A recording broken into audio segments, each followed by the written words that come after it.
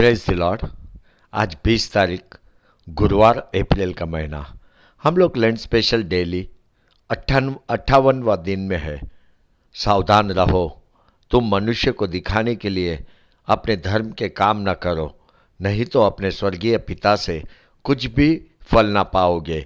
इसलिए जब तू दान करे तो अपने आगे तुरई ना बजवा, जैसा कपटी सभाओं और गलियों में करते हैं, ताकि लोग उनकी बड़ाई करें। मैं तुमसे सच कहता हूँ कि वे अपना फल पा चुके। आमीन, आमीन, आमीन। आज अपन इब्रानियों के किताब का सारांश को देखेगा। इसमें 13 अध्याय अपने को देखने को मिलता है, 13 चैप्टर्स। इस किताब में अद्भुत छुटकारा और पश्चाताप का कहानी अपने को देखने को मिलता है। यह इब्रानियों का किताब एक तरह का पुल है, ब्रिज। यह किताब पुराना नियम और नया नियम को जोड़ता है। नया नियम का विश्वास यह किताब में अपने को देखने को मिलता है। यह किताब यीशु क्रिस्त के विषय में है, उसका वाचा, उसका नया करार इस किताब में है। हर विश्वासी को यह किताब समझना जरूरी है। कुछ मुख्य वचनों को अपन पढ़ते हैं। हेब्री की किताब 1 अध्याय 1 और 2 वचन। पूर्व युग में परमेश्वर ने बाप दाताओं से थोड़ा थोड़ा करके और भांति भांति से भविष्य दत्ताओं के द्वारा बातें करके इन दिनों के अंत में हमसे पुत्र के द्वारा बातें की, जिसे उसने सारी वस्तुओं का वारिस ठहराया और उसी के द्वारा उसने सारी सृष्टि रची है।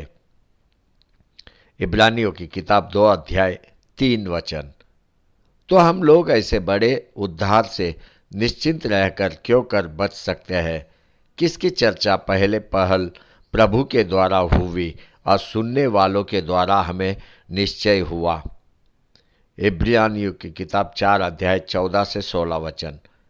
सो जब हमारा ऐसा महायाजक है जो स्वर्ग से होकर गया है, अर्थात परमेश्वर का पुत्र यीशु, तो आओ हम अपने अंगीकार को दृढ़ता से थामे रहे, क्योंकि हमारा ऐसा महायाजक नहीं जो हमारी निर्बलताओं में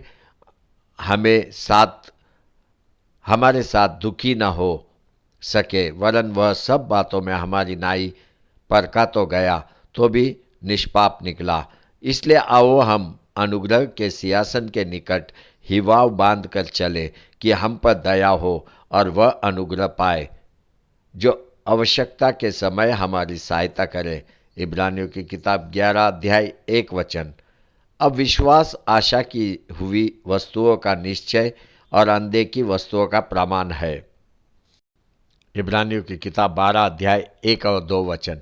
इस कारण जबकि यहोवा का ऐसा बड़ा बादल हमको घेरे हुए है, तो आओ हर एक रोकने वाली वस्तु और उलझाने वाले पाप को दूर करके वह दौड़ जिसमें हम दौड़ना है, धीरज से दौड़े और विश्वास के कर्ता और सिद्ध करने वाले यीशु की ओर ताकते रहे, जिसने उस आनंद के लिए जो उसके आगे धरा था लज्जा की कुछ चिंता ना करके क्रूस का दुख सहा और सिंहासन पर परमेश्वर के दाहिने जा बैठा। इस समय में हर वो जो परमेश्वर शब्द सुन रहा है, कृपया करके बाइबल पढ़, इसको अपना जीवन का भाग बना, क्योंकि इब्रानियों का किताब बहुत ही महत्वपूर्ण किताब है। ये किताब प्रभु यीशु ही हमारा प्रभु है करके स्पष्ट करता है। प्रभु यीशु को तेरे हृदय में स्थान दे, क्योंकि प्रभु यीशु ही केवल अपना आशा है। उसी के अंदर हमारा सब कुछ आशा पूरा होता है। वो तेरे को एक अच्छे स्तर पे ऊंचे स्थान में रखेगा। जो कुछ भी तेरे जीवन में हो रहा है वो एक योग्य स्थान में रखेगा। केवल प्रभु यीशु क्रिस्त के देह के कारण हम पवित्र किए गए। पढ़ते इब्रानियों की किताब 10 अध्याय 10 वचन। उसी इच्छा से हम यीशु मसीह की देह के एक ही बार बलिदान चढ़ाए जाने के द्वारा पवित्र किए गए हैं। देखो, इब्रानियों के किताब का 6वां अध्याय अपने को 6 सत्य को प्रकट करता है। पहला पश्चाताप, दूसरा विश्वास, तीसरा बपतिस्मा, चौथा दूसरों के ऊपर हाथ रखना, पांचवा मौत से जी उठना, 6वां अनंत काल का न्याय।